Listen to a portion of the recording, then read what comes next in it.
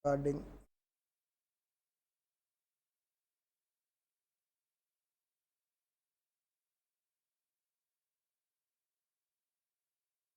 Okay. నిన్నేం చెప్పుకున్నావమ్మా మనం? నేను చెప్పుకున్నాం అకౌంటింగ్ ప్రాసెస్. ఫస్ట్ ఏం చెప్పాము? బిజినెస్ ఎంటిటీ కాన్సెప్ట్ చెప్పామా? ఏంటమ్మా business entity concept? Owner is different from business. Owner వేరు, బిజినెస్ వేరు. మనం ఎవరు బుక్స్ అనుకుని బిజినెస్ మీన్స్ బుక్స్ మెయింటైన్ చేయాలి, మనం ఎవరు అనుకోవాలి? బిజినెస్ అనుకోవాలి. ఓనర్ అని మనం ఎప్పుడూ కూడా ఫీల్ అవ్వకూడదు. ఓనర్ వేరు, బిజినెస్ వేరు. మనం బుక్స్ రాస్తాం, మన అకౌంట్స్ ప్రిపేర్ చేస్తాం కాబట్టి మనం ఎవరు? బిజినెస్. మనం ఓనర్ కాదు. బిజినెస్ పాయింట్ ఆఫ్ వ్యూ అని ప్రతిదీ రాయాలి. సో ఓనర్ చేసి ఇన్వెస్ట్మెంట్ ఏమంటాం? క్యాపిటల్ అంటాం. ఓకేనా? ఓనర్ విత్డ్రా చేసుకుంటే ఏమంటాం? డ్రాయింగ్స్ అంటాం. అకౌంటింగ్ ప్రాసెస్ ఏంటి చెప్పండి? ఫస్ట్ టైం వస్తుంది అకౌంటింగ్ ప్రాసెస్లో? ఫస్ట్ వస్తుంది. చూడండి ఏముంది చూడండి. ఫస్ట్ సోర్స్ డాక్యుమెంట్ వస్తుంది. సోర్స్ డాక్యుమెంట్ లేకుండా మనం జర్నల్ ప్రిపేర్ చేయలేం. జర్నల్ ఎంట్రీ ఏది రాయలేం. జర్నల్ ఎంట్రీ మీరు రాశారు అని అంటే సోర్స్ డాక్యుమెంట్ లేకుండా దాని మీనింగ్ ఏంటి? There is some scam. అవునా? 1 lakh రాశారమ్మా, ప్రూఫ్ ఏంటి? జర్నల్ ఎంట్రీ రాసాం పర్చేస్ అని చెప్పి, కొన్నామని గ్యారంటీ ఏంటి? అదిగో ఏసీ చూపించాను, నేను నమ్మను. అకౌంటెంట్ ఏమంటాడంటే ఏసీ చూసి అకౌంట్ రాయరు, ఇన్వాయిస్ చూసే రాస్తారు. ఇన్వాయిస్ ఉంది, ఏసీ లేకపోయినా సరే ఎంట్రీ రాస్తారు. కానీ ఏసీ ఉంది, ఇన్వాయిస్ లేరు, ఎంట్రీ రాయరు.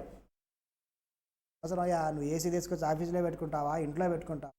అకౌంటెంట్ తర్వాత చూసుకుంటాం. అది ముందు నేను ఎంట్రీ రాయాలంటే నాకేం కావాలి? సోర్స్ డాక్యుమెంట్ కావాలి కదా, ఇన్వాయిస్ ఉండాలి. ఇన్వాయిస్ లేని పరిస్థితుల్లో కోచర్స్ ప్రిపేర్ చేస్తాం. మనమే ఒక కోచర్ రాస్తాం. ఎవరికైతే డబ్బులు ఇస్తామో వాళ్ళతో సంతకం పెట్టించుకుంటాం. నేను డబ్బులు రిసీవ్డ్ అని చెప్పేసి వాళ్ళతో సంతకం పెట్టించుకుంటాం. అది ప్రూఫ్ కింద పెట్టుకుంటాం. ఏదైనా సోర్స్ డాక్యుమెంట్ అనేది ఒక ఎంట్రీ రాయాలంటే కంపల్సరీగా ఉండాలి. సోర్స్ డాక్యుమెంట్ బేస్ చేసుకొని ప్రతిదీ స్టార్ట్ అవుతుంది. అకౌంట్స్ ఎక్కడ స్టార్ట్ అవుతుంది? సోర్స్ డాక్యుమెంట్ దగ్గర స్టార్ట్ అవుతుంది.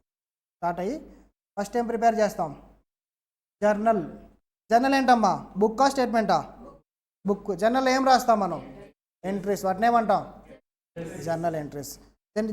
జర్నల్ బుక్ని ఇంకో నేము, రెండో నేము ప్రిన్సిపల్ బుక్. అవునా? ప్రిన్సిపల్ బుక్ అని కూడా అంటాం. సారీ ప్రైమరీ బుక్ అని కూడా అంటాం. అవునా? ఏమంటామమ్మా? దాంట్లో రాయటాన్ని ఏమంటాం మనం? రికార్డింగ్ అనేవాడు యూజ్ చేస్తాం. ఫస్ట్ ఎంట్రీ అని కూడా అంటాం. రికార్డింగ్ అని వాడు యూజ్ చేస్తాం జర్నల్లో. నెక్స్ట్ ఏమొస్తుంది? లెడ్జర్. లెడ్జర్ ఏంటమ్మా? బుక్కా స్టేట్మెంటా? బుక్. దాంట్లో ఏముంటాయి? అకౌంట్స్ ఉంటాయి. వాటినే లెడ్జర్ అకౌంట్స్ అంటాం. ఈ బుక్ని ఇంకో నేమ్ ఏమంటాం? ప్రిన్సిపల్ బుక్ అంటాం. లెడ్జర్నేమో ప్రిన్సిపల్ బుక్ అంటామమ్మా, జర్నల్ని ప్రైమరీ బుక్ అంటాం. అవునా? ప్రిన్సిపల్ ఆర్ సెకండరీ ఎంట్రీ అంటాం. సెకండరీ బుక్ అనకూడదు, సెకండరీ ఎంట్రీ. నెక్స్ట్ స్టేజ్ ఏంటంటే అది సెకండరీ ఎంట్రీ. దీంట్లో ఏం వర్డ్ యూజ్ చేస్తాం? పోస్టింగ్ అనే వర్డ్ యూజ్ చేస్తాం. జర్నల్లో రికార్డింగ్ అంటాం, లెడ్జర్లో రాయటాన్ని పోస్టింగ్ అంటాం. ఈ పోస్టింగ్ ఎక్కడి నుండి జరుగుతుంది? జర్నల్ నుండే జరుగుతుంది. జర్నల్ ఎంట్రీస్ నుంచి లెడ్జర్ అకౌంట్స్లోకి పోస్టింగ్ చేస్తాం. నెక్స్ట్ ఏంటమ్మా? Trial balance. Trial balance prepare చేసే ముందు లెడ్జర్ అకౌంట్స్ని ఏం చేస్తాం? బ్యాలెన్సింగ్ చేస్తాం. లెడ్జర్ అకౌంట్స్ని బ్యాలెన్స్ చేసి ఆ బ్యాలెన్స్ అమౌంట్ని ట్రయల్ బ్యాలెన్స్ని తీసుకొస్తాం. సో లెడ్జర్ అకౌంట్లో బ్యాలెన్సింగ్ కూడా వస్తుంది. పోస్టింగ్ అన్న బ్యాలెన్సింగ్ అన్న ఎందులో జరుగుతుంది? అది లెడ్జర్లో జరుగుతుంది. Next trial balance. Trial balance ఏంటమ్మా? బుక్కా స్టేట్మెంటా? స్టేట్మెంట్. స్టేట్మెంట్లో ఏం చేస్తాం మనం? అకౌంట్స్ అన్నిటిని టాలీ చేస్తాం. ఇక్కడ ట్రూ ఆర్ ఫాల్స్ ఏం జరుగుతుంది అనేది మనకి అర్థమైపోతుంది. నెక్స్ట్ ఏం వస్తాయి ట్రయల్ బ్యాలెన్స్ నుంచి? ఫైనాన్షియల్ స్టేట్మెంట్స్ ప్రిపేర్ చేస్తాం. ఓకేనా? ఫైనాన్షియల్ స్టేట్మెంట్స్లో ప్రస్తుతానికి ఏమని చెప్పాను నేను? ట్రేడింగ్ అకౌంటు, P&L అకౌంట్ ఉంటాయి. ట్రేడింగ్ P&L ఏంటి? ఇదే అకౌంటు. అదే balance sheet statement. It's not an account. Balance sheet అనేది బ్యాలెన్స్ షీట్లో డెబిట్లు క్రెడిట్లు ఏమీ ఉండవు, అది స్టేట్మెంట్. ఓకేనా? నెక్స్ట్ జర్నల్ ఎన్ని types? Purchase book, sales book, purchase returns, sales returns, cash book or cash account. Cash book అన్నా క్యాష్ అకౌంట్ అన్నా ఒకటే. Next journal proper, bills payable, bills receivable.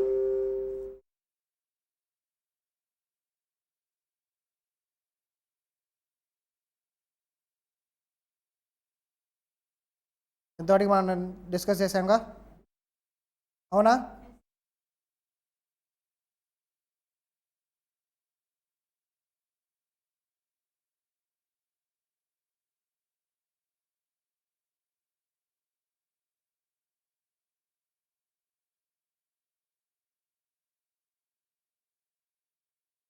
ఇప్పుడు పేరేంటన్నా, సారీ, ధనుష్. నిన్న ఎవరమ్మా బిజినెస్ స్టార్ట్ చేసింది? మాధవ్. మాధవ్, నువ్వు డైరీ ఫామ్ స్టార్ట్ చేసావు. So నీ బిజినెస్ బాగా రన్ చేసేసి ఈ బిజినెస్ అయితే ఇంకో బిజినెస్ స్టార్ట్ చేద్దాం. మన వాళ్ళు ధనుష్ ఒక బిజినెస్ స్టార్ట్ చేయాలని డిసైడ్ అయ్యాడు. ఏంటమ్మా హైదరాబాద్ ఫేమస్ ఏంటి? బిర్యానీగా. కొత్తగా బిర్యానీ పాయింట్ పెడదామని అనుకుంటున్నాను.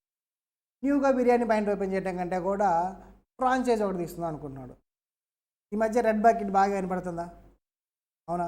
నేను రెడ్ బకెట్ని ఏం ప్రమోట్ చేయట్లేదమ్మా, జస్ట్ తెలుసు ఈ రీసెంట్గా వాళ్ళ దగ్గరికి వెళ్ళి ఒకసారి డిస్కస్ చేసి ఎలా చేస్తారనేది ఒక ఐడియా ఉంది కాబట్టి దాన్ని తీసుకున్నాయి. I'm not promoting red bucket, నేనేం డబ్బులు తీసుకోవాలి, ప్రమోషన్లు మనకి ఛార్జ్ చేయట్లేదు, ఫ్రీ. రెడ్ బకెట్ ఏమనుకున్నాడు ఇతను? రెడ్ బకెట్ బిజినెస్ని ఫ్రాంచైజ్ తీసుకున్నాడు, స్టార్ట్ చేద్దాం అనుకున్నాడు. అలాగేనా? ఏం చేస్తున్నాడు చూడమ్మా, మన వాళ్ళు ఎవరు? ధనుష్ కదా. డయాగ్రామ్ వేస్తా, తర్వాత నన్ను మాత్రం తిట్టుకో. ఎవరమ్మా? ధనుష్.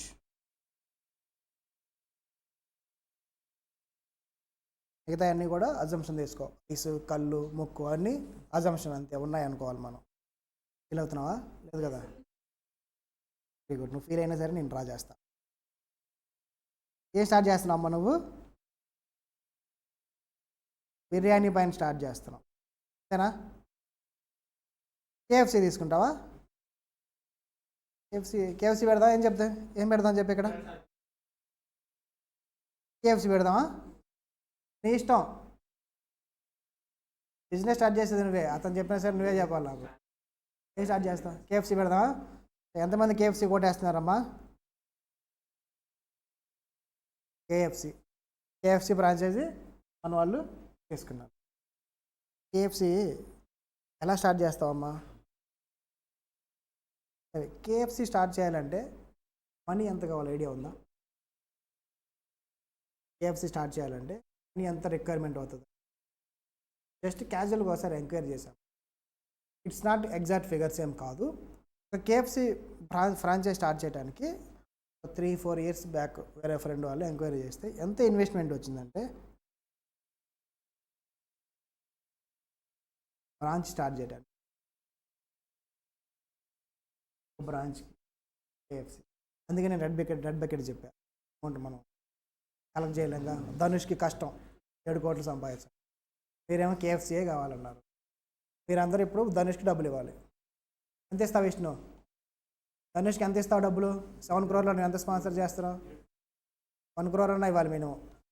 లేదంటే ధనుష్ని తీసుకెళ్ళాలి, విష్ణుని తీసుకెళ్ళిపోను నువ్వు అమ్మా. అది పెట్టడానికి కేఎఫ్సీకి 7 crore అప్రాక్సిమేట్గా లెక్క చెప్పారు. ఏంటంటే వాళ్ళకి ఫ్రాంచైజ్ తీసుకుంటే కొంత ఇన్వెస్ట్మెంట్స్ ఇవ్వాల్సి ఉంటుంది, డిపాజిట్ చేయాల్సి ఉంటుంది. డిపాజిట్ అంటే ఫ్రాంచైజ్ ఇచ్చినందుకు సెక్యూరిటీ డిపాజిట్ అంటాం, ఫిక్స్డ్ డిపాజిట్ కాదు. సెక్యూరిటీ కింద వాళ్ళు తీసుకుంటారు కొంత అమౌంట్ అంత, ఇంట్రెస్ట్ ఏమి ఇవ్వరు దాని మీద. ఫిక్స్డ్ డిపాజిట్ అంటే ఇంట్రెస్ట్ రావాలి, సెక్యూరిటీ డిపాజిట్ అంటే ఇంట్రెస్ట్ ఏమి ఉండదు. వాళ్ళ బ్రాండ్ మనం వాడుకుంటున్నాం కదా, అందుకని చెప్పేసి కొంత అమౌంట్ మన దగ్గర నుంచి వాళ్ళు తీసుకుంటారు, ఫ్రీగా తీసుకుంటారు. అన్ని క్యాలిక్యులేషన్ అంతా. సరే, కేఎఫ్సీ స్టార్ట్ చేసాం. ఎంత కావాలనుకున్నాం? 7 crore కదా. 7 crore మనం ఏం చేద్దామండి అంటే తీసేద్దాం. 7 crore అనుకోవద్దు, ప్రస్తుతానికి అజంప్షన్సేగా, మన ఇష్టం. మన వాళ్ళకి ఎంత కావాలి? ఒక 5 lakhsతో మరీ బాగోదులేమ్మా, ఫర్నిచర్ కూడా రాదు. 7 crore దగ్గర 70 lakhs పెట్టేద్దాం, ఓకేనా? ఈ అమౌంట్ని మన వాళ్ళు తీసుకొని రావాలి. ఎలా తీసుకొని వస్తున్నారు? మనవాడి దగ్గర ఏంటంటే క్వాలిఫై అయిపోయాడు, జాబ్ వచ్చింది, మంత్లీ 10 lakhs వస్తుంది, ఇయర్లీ 10 lakhs వస్తుంటే ఒక 2-3 years జాబ్ చేస్తే ఒక 20 lakhs 15 lakhs సేవ్ చేస్తున్నాడు. కానీ బ్యాంక్ అకౌంట్లు ఎంత ఉన్నాయి? ఒక 15 lakhs ఉన్నాయి. 15 lakhs తోటి స్టార్ట్ చేద్దామని మొదలుపెట్టాడు. ఇది దాని పాకెట్లో ఉన్న డబ్బులు, పాకెట్లో అంటే దాని బ్యాంక్ అకౌంట్లో ఉన్నాయి. సరిపోతాయా 15 lakhs? సరిపోయి ఎంత కావాలి మనకి? 70 lakhs కావాలి. సో మన వాడికి జాబ్ వచ్చినప్పుడే జాబ్ని చూపించి పెళ్లి కూడా చేశారు, మ్యారేజ్ చేశారు ఇంట్లో వాళ్ళు. జాబ్ వచ్చింది కదా, 2 years అయినాయి కదా, 10 lakhs శాలరీ నాకు ఇయర్లీ అని చెప్పేసి ఎవరు తీసుకున్నావా? తీసుకోలేదా? సిగ్గుపడు మాకు అప్పుడే, పెళ్లి కాలు వచ్చేస్తుంది. డ్రీమ్లో ఉన్నావా? ఏం లేదా? జిమ్లో ఉన్నావా? డ్రీమ్లో ఉన్నావు, ఏం పర్వాలేదు. తప్పేంటమ్మా, సిగ్గుపడి మాకు. ఒకటే లైఫ్, అన్నీ అనుభవించాలి, సిగ్గుపడితే ఎలా? సరే మ్యారేజ్ అయింది, తన బ్యూటిఫుల్ వైఫ్ని వెళ్ళి ఏమడిగాడు? మేడం 15 lakhs ఇవ్వండి నా దగ్గర, నాకు 70 lakhs కావాలన్నారు. మేడం ఏం చేసింది? పెళ్ళైన కొత్త కదా, సో నా దగ్గర గోల్డ్ ఉంది, డబ్బులు ఉన్నాయి, నా దగ్గర ఒక 10 lakhs ఉన్నాయని చెప్పి ఇచ్చేసింది. మాట కూడా మాట్లాడాల. ఏం చేసింది? ఏం పేరమ్మా నీ వైఫ్ పేరు? సిగ్గుపడవాకలే, చెప్పు. ఇదిగో బ్యూటిఫుల్ వైఫ్ మనవాడికి. ఏం చేసింది? ఎంత ఇచ్చిందమ్మా నీకు డబ్బులు? 10 lakhs ఉంటే ఆ 10 lakhs నీకు ఇచ్చింది. ఈ 10 lakhsని కూడా ఏం చేశాడు? ఈ 15 lakhsకి 10 lakhsని యాడ్ చేసాం, 25 lakhs అయినా సరిపోయినాయా? సరిపోవాలా. సో అందుకని చెప్పి వాళ్ళ డాడీ దగ్గరికి వెళ్ళాడు. డాడీ దగ్గరికి వెళ్ళి, డాడీ నేను ఇలాగ KFC తీసుకున్నా, డబ్బులు సరిపోవట్లా, మా వైఫ్ కలిపి. సరే మనవాడు కదా, కొత్తగా పెళ్ళైంది కదా, ఇబ్బంది పెట్టడం దేనికని జాబ్ కూడా మానేశాడు. ఇబ్బంది పెట్టడం దేనికని మా డాడీ దగ్గర ఒక 10 lakhs, డాడీ ఏం చేశాడు? ఇంకొక 10 lakhs ఇచ్చాడు. ఎంత అయినాయి అమ్మా మొత్తం? ఎంత అయ్యాయి? 35 అయ్యాయి. అవి సరిపోయా? సరిపోలే. ఇంకెంత కావాలి మనకి? 35 lakhs కావాలి. 35 lakhs అంత అమౌంట్ ఎవరు ఇస్తారమ్మా అనుకోండి. ఏంటి? బ్యాంక్కి పగలు వెళ్ళాలి, లేదంటే నైట్ వెళ్ళాలి. అంతేనా? పగలు వెళ్తే తీసుకుదాన్ని ఏమో లోన్ అంటాం, నైట్ అయితే అది మీరు ఆలోచించండి, ఓకేనా? సో మనవాడు మాత్రం మంచోడు కదా, డే టైంలోనే వెళ్ళాడు. డే టైంలో బ్యాంక్కి వెళ్ళి, ఏ బ్యాంక్ అమ్మా? SBI పెట్టావా? పెద్ద బ్యాంకే పెట్టావు, చిన్నది కాదు. జాగ్రత్తగా వెళ్ళండి అమ్మ వెళ్ళేటప్పుడు, ముళ్ళు అట్లాంటివి ఉంటాయి నైట్ పూట, జాగ్రత్త. ఏంటమ్మా ఇది? SBIకి వెళ్ళి వాళ్ళు అడిగాడు, నేను ఇలా KFC పెడుతున్నా, నాకు కావాలి, లోన్ కావాలన్నాడు. ఎంత కావాలన్నారు? 35 lakhs కావాలన్నాడు.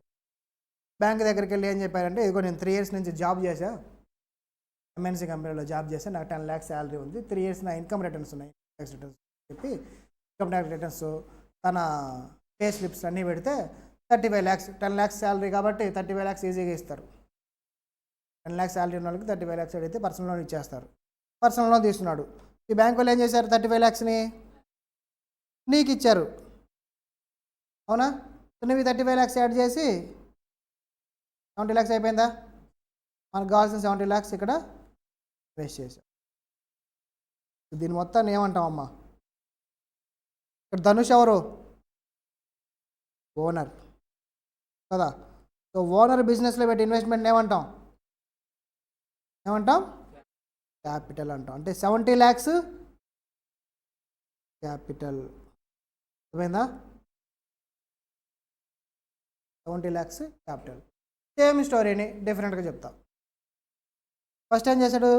తను 15 lakhs తను ఇన్వెస్ట్ చేస్తాను రెడీ అయ్యాడు. వాళ్ళ వైఫ్ దగ్గరికి వెళ్ళాడు. వాళ్ళ వైఫ్కి మ్యారేజ్ అయ్యి 2 years అయింది. ఫస్ట్ కాదు, ఇప్పుడు ఫ్రెషర్ కాదు, మ్యారేజ్ అయిపోయి పాత పడిపోయాడు, పాత పెళ్లి కొడుకు అయిపోయాడు. సో అప్పుడు వైఫ్ ఏమంటుంది? 2 years పాటు జాబ్ ఉందని చెప్పి నేను పెళ్లి చేసుకున్నా, నువ్వు బిజినెస్ అంటున్నావు, నాకు నీ మీద నమ్మకం లేదు అన్నది. జాబ్ ఉంది, లైఫ్ బాగుంటుందని కదా నువ్వు పెళ్లి చేసుకున్నావు, నువ్వేం చేసావు? పెళ్ళి 2 సంవత్సరాలుగా జాబ్ మానేసావు. మరి వైఫ్కి నీ మీద కోపం వచ్చిందా రాదా? నెల 1 lakh వచ్చి ఎంజాయ్ చేసేవాళ్ళు ఒక్కసారిగా 1 lakh రాకుండా పోతున్నాయి, అవునా? జాబ్ మానేస్తే రాకుండా పోతాయా? బిజినెస్ స్టార్ట్ చేస్తున్నావు, వస్తే రావా ఎవరికి తెలుసు డబ్బులు బిజినెస్లో, రిస్క్ ఉంటుందా?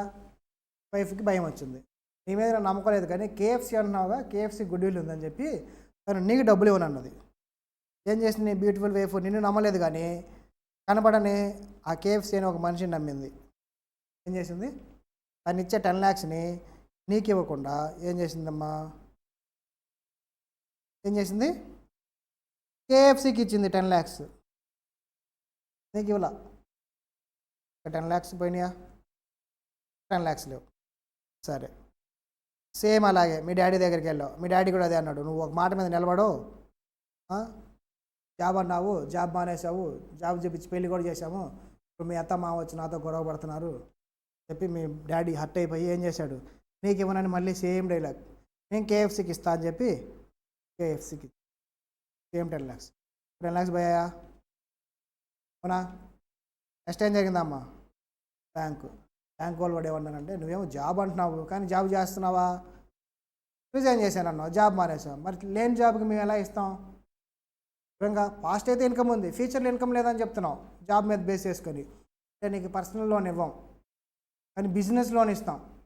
కేఎఫ్సీ పెడుతున్నావుగా, దానికి సేల్స్ ఉంటాయిగా, ఆ రిపోర్ట్స్ సబ్మిట్ చేయి, future reports estimated sales figures prepare చేసి రిపోర్ట్స్ ఇవ్వమంటే ఆ రిపోర్ట్స్ ఇచ్చాం.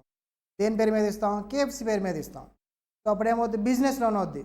బిజినెస్ లోన్ నీకు ఇవ్వరు, బిజినెస్కి ఇస్తారు. అంటే దేనికి ఇస్తారు? కేఎఫ్సీకి ఇస్తారు. 35 lakhs కూడా బిజినెస్కి ఇచ్చారు. ఇప్పుడు చెప్పండి, ఈ 35 lakhs, 10 lakhs వాళ్ళ డాడీ ఇచ్చిన 10 lakhs ఇవన్నీ ఏమవుతాయమ్మా? బారోయింగ్స్ అవుతాయి. అవునా? ఇవేంటి? బారోయింగ్స్. మన వైఫ్ ఇచ్చినా సరే దాన్ని బారోయింగ్ అంటాం, వాళ్ళ ఫాదర్ ఇచ్చిన దాన్ని బారోయింగ్ అని అంటాం. ఎందుకమ్మా? ఆ డబ్బులు ఎవరికి ఇస్తున్నారు? అతనికి ఇస్తున్నారా? కేఎఫ్సీకి ఇస్తున్నారు. మనం ఎవరు బుక్స్ రాస్తాం? కేఎఫ్సీ బుక్స్ రాస్తాం, ఇతను బుక్స్ రాయం. కేఎఫ్సీకి అవేంటి? ఇప్పుడు బారోయింగ్స్. ఇప్పుడు తీసుకుంటున్న మనీ రిటర్న్ చేయాల్సింది ఎవరు? కేఎఫ్సీ రిటర్న్ చేయాలి, ఇతను కాదు. ఇందాక ఫస్ట్ సినారియోలో డబ్బులు ఎవరికి ఇచ్చారు? వాళ్ళు ఓనర్కి ఇచ్చారు. అంటే ఎవరు? ధనుష్కి ఇచ్చారు. వాళ్ళ ఫాదర్ అయినా వైఫ్ అయినా అవుట్ సైడర్ అయినా, బ్యాంక్ అంటే అవుట్ సైడరేగా, అవుట్ సైడర్ అయినా మనీ ఎవరికి ఇచ్చారు? ఓనర్కి ఇచ్చారా? బిజినెస్కి ఇచ్చారా? ఓనర్కి ఇచ్చి ఓనర్ బిజినెస్లో పెడితే త్రూ ఓనర్ వస్తే అది క్యాపిటల్ అవుతుంది. ఓనర్ ఎవరి దగ్గర నుంచి తెచ్చుకున్నాడు మనకు అనవసరం. ఓనర్ బ్యాంక్ దగ్గర నుంచి తెచ్చుకొని వాళ్ళ వైఫ్ ఇవ్వని, వాళ్ళ ఫాదర్ ఇవ్వని, వాళ్ళ ఫ్రెండ్స్ ఇవ్వని, ఎలాగన్నా దాని ఓనర్ డబ్బులు తెచ్చుకున్నాడు, ఓనర్కి రెస్పాన్సిబిలిటీ ఉంటుంది రిపేర్ చేస్తుంది. ఆ డబ్బులు నేను తీసుకొచ్చి బిజినెస్లో పెట్టాడు. ఆ సినారియోలో దాన్ని ఏమంటాం? క్యాపిటల్ అంటాం. అట్లా కాకుండా వీళ్ళందరూ ఓనర్కి ఇవ్వకుండా డైరెక్ట్గా బిజినెస్కి ఇస్తున్నారు. ఇప్పుడు బిజినెస్ పాయింట్ ఆఫ్ వ్యూ అది ఏమవుతాయి? బారోయింగ్స్ అవుతాయి. Same money, same persons, meaning మారిపోయిందా? అవునా? మీనింగ్ మారిందా? ఈ డిఫరెన్స్ అనేది మీరు తెలుసుకోవాల్సి ఉంటుంది. ఇక మనం ఎవరి పాయింట్ ఆఫ్ వ్యూలో బుక్స్ ప్రిపేర్ చేస్తాం?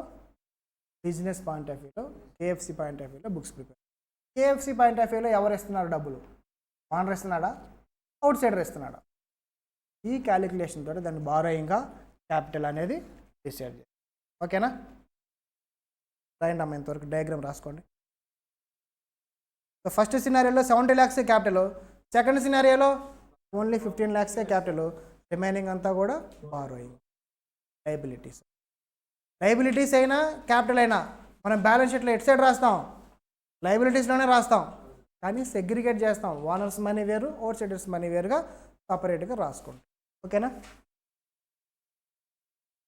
వాటికి ఫాస్ట్గా రాయాలి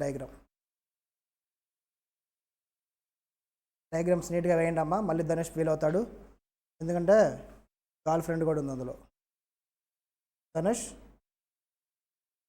క్లాస్ అయిపోయాక నోట్స్ అన్నీ తీసుకొని ఎవరు డయాగ్రామ్స్ బాగా వేస్తే వాళ్ళకి ఒక చాక్లెట్ ఇవ్వు. నీ డయాగ్రామ్ కాదు, నీ గర్ల్ ఫ్రెండ్ డయాగ్రామ్. ఎవరికి ఇచ్చినా సరే నాకు ఫస్ట్ ఇవ్వాలమ్మా చాక్లెట్ బాగా వేస్తే.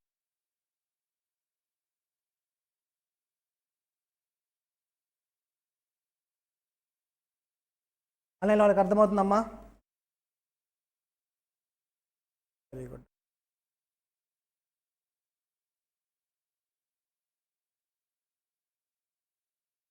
స్టార్టింగ్లో వచ్చిన వాళ్ళు కొంతమంది రావట్లే, ఆన్లైన్ వాళ్ళు, ఇవన్నీ వాళ్ళు ఆల్రెడీ విన్నారని. అప్పుడు చెప్పే స్టైల్ మారింది, ఇప్పుడు చెప్పే స్టైల్.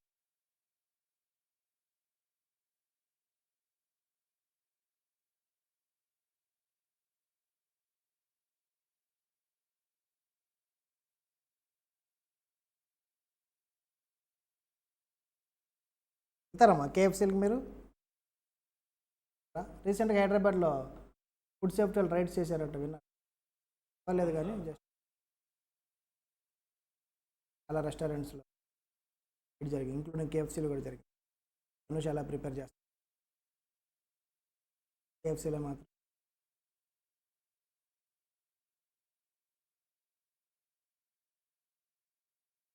ఫాస్ట్గా ట్రై చేయండి.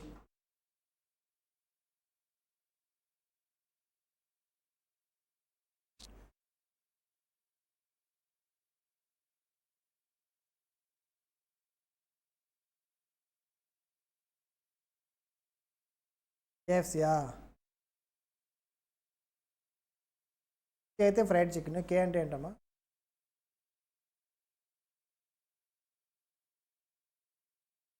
కేఎఫ్సీ హిస్టరీ చాలా ఇన్స్పిరేషన్గా ఉంది.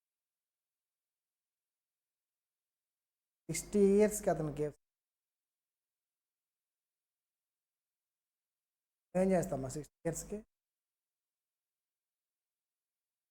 హాస్పిటల్ చుట్టూ తిరుగుతాం, బీపీలు షుగర్ హాస్పిటల్. కేఎఫ్సీ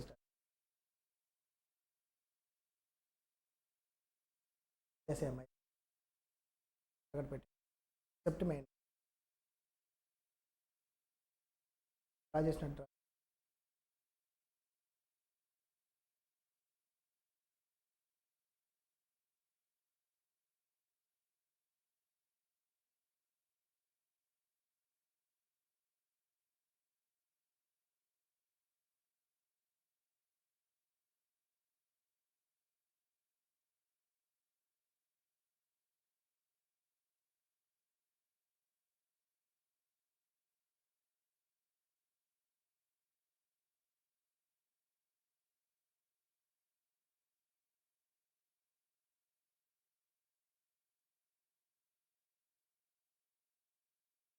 డిఫరెన్స్ అర్థమైందా? క్యాపిటల్కి బారోయింగ్స్కి సేమ్ పర్సన్స్ ఇచ్చినప్పటికీ మారిపోతుంది. జస్ట్ దీనిని బెటర్గా బేసిక్స్ అని, అదే కంటిన్యూషన్, బేసిక్స్ కంటిన్యూషన్ అలా రాసుకోండి. ఈ బారోయింగ్స్ క్యాపిటల్ అనేవి రౌండ్ ఆఫ్ చేసుకోండి. నేను చేసి డయాగ్రామ్ చూడగానే మీకు అర్థమైపోవాలి మీనింగ్. ఎప్పుడైనా సరే బారోయింగ్స్ అని చూస్తే మీకు క్లారిటీ వచ్చేయాలి. క్యాపిటల్ అంటే ఇదంతా రన్ అవ్వాలి మీ బ్రెయిన్లో. థియరిటికల్గా మన నోట్స్లో మన మెటీరియల్లో ఉంటుంది, ఎలా చదవాలి ఏంటనేది అది అక్కడ చదువుకుందాం. లాంగ్వేజ్ అంతా అక్కడ చదువుకుందాం. ఇక్కడేంటి కాన్సెప్ట్ అర్థం చేసుకో.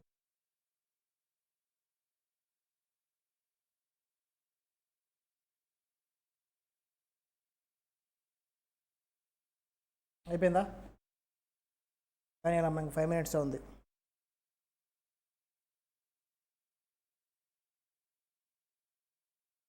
సరే, మా వాళ్ళు ఏం చేశారు? డబ్బులు అయితే వచ్చాయిగా, మరి స్టార్ట్ చేయాలిగా బిజినెస్. అవునా? బిజినెస్ స్టార్ట్ చేయాలంటే ఏమేం కావాలమ్మా? ఏమేం కావాలి? ఫర్నిచర్ కావాలి. చెప్పండి ఏమేం కావాలి ఒక్కొక్కటి. ఫర్నిచర్ కావాలి, గ్యాస్ స్టవ్వా గ్యాసా? రెండు కావాలిగా. గ్యాస్ స్టవ్ ఇది గ్యాస్. టేబుల్స్ ఇంక్లూడ్ ఫర్నిచర్లో వచ్చేస్తాయి అమ్మా. ఇంకా ఏంటి? ల్యాండ్, బిల్డింగ్ అయితే కావాలి. బిల్డింగ్ లేకుండా రోడ్డు మీద పెడితే అది కేఎఫ్సీ అవ్వదు, ఆర్ఎఫ్సీ అది, రోడ్ సైడ్ చికెన్ అవుద్ది. అవునా? బిల్డింగ్ అది హ్యూమన్స్ అమ్మ. అసెట్స్ గురించి అంటే ఇప్పుడు ఇచ్చిన 70 lakhs మనం డబ్బులు ఎంప్లాయీస్కి ఏమి ఇవ్వంగా, జస్ట్ మనం ఏదైనా ఇన్వెస్ట్ చేస్తాం, ఏదైనా కొంటాం. ఏమేమి కొంటాం చెప్పండి? కేఎఫ్సీలో రా మెటీరియల్ కావాలిగా. రా మెటీరియల్ అంటే ఫస్ట్ ఏంటమ్మా? కేఎఫ్సీ మెయిన్ బిజినెస్ ఏంటమ్మా? చికెన్. మరి అది లేకుండా కేఎఫ్సీ స్టార్ట్ చేసేస్తారమ్మా? చికెన్ కావాలి, మసాలా కావాలిగా. మరి పౌడర్స్ అమ్మా, ఇంగ్రీడియంట్స్, పౌడర్స్ వాళ్ళు ఏదైతే కేఎఫ్సీ పౌడర్స్ ఇస్తారో అవన్నీ మసాలా అని రాసేసారు. ఇంకేం కావాలి? ఆయిల్ కావాలా? ఇంగ్రీడియంట్స్ అంటే నేను మసాలా పౌడర్స్ తోటికి రాశాను, ఆయిల్ అనేది సపరేట్గా రాసుకోవాలిగా, కావాలిగా. ఇంకేం కావాలి చెప్పండి? కంప్యూటర్స్ కావాలిగా, బిల్లింగ్ వేస్తారు కదా. అవునా? కంప్యూటర్స్, ఫర్నిచర్ లింక్లో వస్తాయి చైర్స్. ఇంకేమున్నాయి? AC okay, AC, CC cameras, stove రాసాంగా, గ్యాస్ స్టవ్. స్టాక్ అంటే ఈ ఐటమ్సేగా. చికెన్, స్టాఫ్ ఇన్వెస్ట్మెంట్ కాదుగా, రిక్రూట్మెంట్. ప్లేట్స్ కావాలి, వాళ్ళు డిస్ట్రిబ్యూట్ చేసినందుకు ప్లేట్స్ కావాలి. బోర్డింగ్స్ అంటారా? ప్లేట్స్ కావాలి. కామా బోర్డింగ్ అంటావు, బోర్డు అంటావు, నేమ్ బోర్డు అనుకో, అది ఇంటీరియర్లో వచ్చేస్తుంది. ఇంటీరియర్ అని పెట్టేస్తా. ఇంటీరియర్లో ఇంకా మెషిన్, ఓవెన్, ఇవన్నీ. సో వాటికి ఒక పేరు పెట్టండి అన్నింటి కలిపి. Kitchen items, kitchen manufacturing items. Kitchen లేదా కుకింగ్ ఐటమ్స్ అని పెట్టిన, కుకింగ్ ఐటమ్స్. ఇంకా water bottles, Thums Up, cool drinks, ఇవి కూడా అమ్ముతారుగా. ఏమేమి అమ్ముతారో చెప్పండి అమ్మా. Cool drinks including everything. Ice creams అమ్ముతారా కేఎఫ్సీలో? అవుగా. ఏమంటాయి చెప్పండి. సాస్ ఇస్తారా? టమాటా కచప్లు ఇస్తారా? ఇంకా అంతేనా? ఏమైనా ఉంటాయి ఐటమ్స్ చెప్పండి, కనుక అవసరం ఉంటాయా? దాదాపుగా అన్నీ రాసాం. చూడండి అమ్మ, వీటిని నేను రాసే ముందు రెండుగా సెగ్రిగేట్ చేశా. ఏమైనా డిఫరెన్స్ కనిపిస్తుందా వీటి రెండిట్లో మీకు? ఇవన్నీ ఎక్స్పెండిచర్సే, కానీ ఇవి క్యాపిటల్ ఎక్స్పెండిచర్. ఏమవుతుంది? Are capital are fixed. Capital expenditure are fixed assets. ఇవన్నీ ఒకసారి వాడేసి ఇంక పడేస్తామా? ఏసీని ఒకసారి వాడేసి ఇంక తీసేసి బయటపడేద్దామా? It will continue more than 1 year. మనకు ఆ బెనిఫిట్ అనేది వస్తూ ఉంటుంది. ఇవేంటమ్మా? ఓన్లీ 1 time యూజ్ చేయగలుగుతాం. గ్యాస్ అమ్మా, ఒకసారి వాడాము, అయిపోయింది, మళ్ళీ అయిపోయిన గ్యాస్ మళ్ళీ తీసుకొచ్చి వాడదామా? మళ్ళీ కొత్త సిలిండర్ తెచ్చుకోవాలి, అవునా? Cylinder is an asset. Cylinder లోపల ఉన్న గ్యాస్ రెవెన్యూ ఎక్స్పెండిచర్ కదా. సిలిండర్ ఏమైపోదు, సిలిండర్ ఉంటుంది. సిలిండర్ ఇస్తే మళ్ళీ వెంటనే సిలిండర్ వచ్చింది. ఉన్న సిలిండర్లో ఉన్న గ్యాస్ రెవెన్యూ ఎక్స్పెండిచర్. 1 time మాత్రమే యూజ్ చేయగలుగుతాం. ఫ్రీక్వెన్సీ ఆఫ్ యూసేజ్ అనేది నంబర్ ఆఫ్ టైమ్స్ ఉంటుంది. Number of times within 1 yearలో ఫ్రీక్వెన్సీ ఆఫ్ యూసేజ్ ఎక్కువగా ఉంటుంది. Capital expenditure, fixed assets, frequency of usage అనేది means frequency of purchase. Frequency of purchase ఒకసారి ఉంటుంది, ఎవ్రీ ఇయర్ పొద్దుగులు కొనం, అవునా? వీటిని ఏమంటాం? Revenue expenditure. అర్థమైందా? రెవెన్యూ అంటే ఏంటమ్మా? ఫ్రీక్వెన్సీ ఆఫ్ పర్చేజ్ అనేది మీకు కంటిన్యూస్గా ఉంటుంది. అదే ఫిక్స్డ్ అసెట్స్ ఆర్ క్యాపిటల్ ఎక్స్పెండిచర్లో ఫ్రీక్వెన్సీ ఆఫ్ పర్చేజ్ అనేది 1 time, 1 or 2 times. Usage capital expenditure more than 1 year వస్తుంది usage point of view. Revenue expenditure more than 1 year in everyday. మనం రెగ్యులర్ బిజినెస్ రాసుకోండి. Capital expenditure, fixed expenditure examples రాసుకోండి. ఇలాగ diagram పక్కనే కింద రాసేసుకోండి.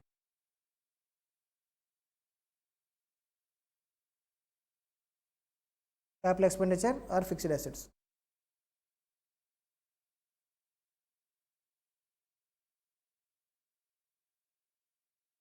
Furniture, gas stove fixed asset, gas revenue expenditure.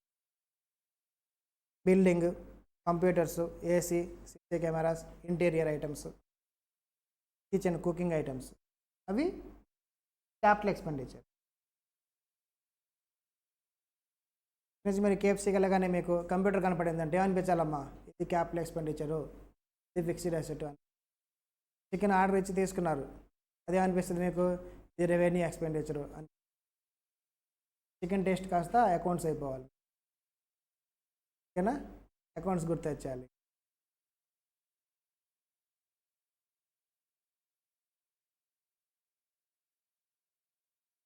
ఏదమ్మా పైన gas stove, first furniture, gas stove, building, computer, AC, CC cameras, interior, cooking items,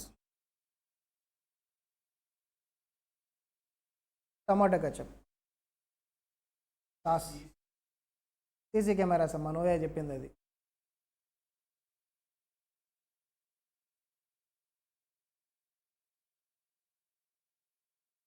ఓకేనా, అర్థమైందా?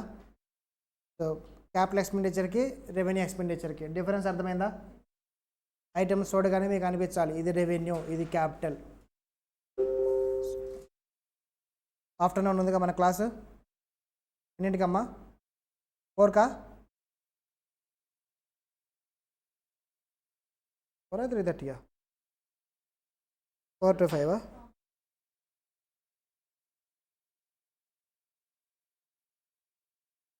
మ్యాథ్స్ క్లాస్లో అమ్మ అందరూ ఉండాలి. ఈరోజు నుంచి మేము మళ్ళీ రివిజన్ స్టార్ట్ చేస్తాం.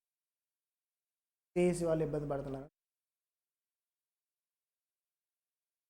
కదా, ఇప్పుడు ఇంప్రూవ్ అవుతున్నారు, మళ్ళీ చెప్తారు స్టార్టింగ్ నుంచి. మళ్ళీ అంటే ఎంపీసీ వాళ్ళకి బోరింగ్ ఉంటుంది, రివిజన్ ఇది. ఫ్రెష్గా వచ్చారు, మీరు కూడా వినండి. ఏసీసీ వాళ్ళు కూడా ఒకసారి వినండి, జస్ట్ ఐక్యూ పెరుగుతుంది. మిగతా వాళ్ళందరూ నేర్చుకోవాలి. సిఈసి వాళ్ళు స్క్రాచ్ నుంచి మొదలు పెడతారు. ఈరోజు స్టార్ట్, ఈరోజు నుంచి ఆగుతుంది. మ్యాథ్స్ని రివిజన్ చేస్తారు, 10 డేస్లో మొత్తం రివిజన్ చేస్తారు. అందరూ ప్రాపర్గా వినాలి. మ్యాథ్స్ అనేది ఒకసారే ఉంటుంది, కానీ మ్యాథ్స్ మీకు ఐక్యూ పెంచుద్ది. అర్థమైందా? కాస్టింగ్ అర్థం అవ్వాలంటే మ్యాథ్స్ మీకు వచ్చి ఉండాలి. కాస్టింగ్ ప్రాబ్లమ్స్ ఫాస్ట్గా చేయాలి ఇంటర్లో అంటే మ్యాథ్స్ మీకు ఎంత కొంత వచ్చి. నేను ఏసీసీఏలో కూడా కాస్టింగ్ క్యాలిక్యులేషన్ అంతా, థాట్ ప్రాసెస్ అంతా మ్యాథ్స్ లాగా ఉంటుంది. మ్యాథ్స్ ఏం కాదు, మ్యాథ్స్ టైప్లో ఆలోచించాలి. That is not A maths. అందరూ వినాలి. ఈరోజు వెళ్ళకండి, క్లాసెస్లోనే ఉండండి. కాకపోతే ఎవరైనా సరే నన్ను అప్రోచ్ అవ్వండి, నేను మాట్లాడతాను. సిఎస్ నుంచి వచ్చిన వాళ్ళు ఆబ్వియస్గా ఇబ్బంది పడతారమ్మా కొంచెం. అది కొంతకాలం ఉంటుంది, మనం బేర్ చేస్తే అయిపోతుంది అది. ఓకేనా, ఎప్పుడూ ఒక ప్రాబ్లం వస్తే మనం వెళ్ళిపోకూడదు, అక్కడే ఉండాలి. అప్పుడే సొల్యూషన్ వస్తుంది. వెళ్ళిపోతే సొల్యూషన్ వచ్చిద్దా? కాదు. మళ్ళీ నెక్స్ట్ ఎప్పుడొకప్పుడు నేర్చుకోవాల్సింది, తప్పదు, మనమే నేర్చుకోవాలి. అలాగే ఉంటా, లేదా అక్కడే ఉన్నామనుకో ఇమీడియట్గా సొల్యూషన్ వస్తుంది.